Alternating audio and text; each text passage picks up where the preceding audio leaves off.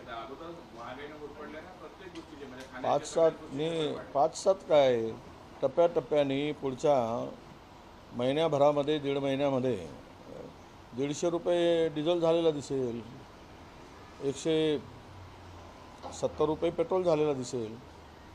कारण तेच ते काय सांगू आता, एकदा सांगितल्यानंतर ज्या पद्धतीनं देश चालवला जात आहे, हा देश खड्ड्यात टाकण्यासाठी चालवला जात आहे.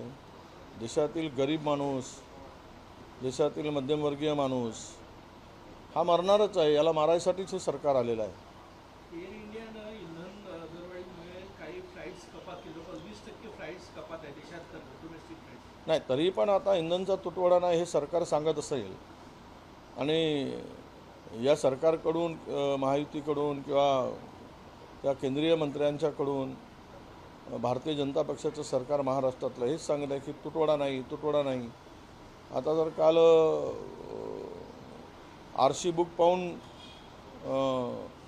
डिझेल दिला पाहिजे ट्रॅक्टरचा. आता ट्रॅक्टर म्हणजे शेतकरी ट्रॅक्टर वापरतो कशासाठी? आता त्याला जर RC बुक पाहून जर द्यायला लागले, याचा अर्थ तुटवडा आहे हे मान्य करा. डिझेल पेट्रोलची आता फार मोठी किल्लत आहे आणि भविष्यातही होणार आहे. आता एअर इंडियाचे विमान 20% झाले आहेत. उद्या इथून अनेक विमानं नागपूरवरून रद्द होणार आहेत. म्हणजे सगळीकडून कोणी करायची आणि पुढचे दिवस लॉकडाऊनच्या परिस्थितीसारखे दिवस आता लवकरच येणार आहेत. त्यामुळे आम्ही जनतेला आवाहन करतो आहे की आता तुम्ही असलेले पैसे जे काय ते सुरक्षित ठेवा. कुठे फार काही गुंतवणूक करू नका आहे सरकारच्या भरोशावर विश्वास ठेवून. ती गुंतवणूक केली की ते पण परत येणार नाहीत.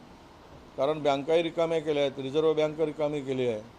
रिझर्व्ह बँकेचा सगळा पैसा स्वतःच्या सरकारचा मालकीचा असल्यासारखं ते काढून घेण्याचं काम सुरू आहे.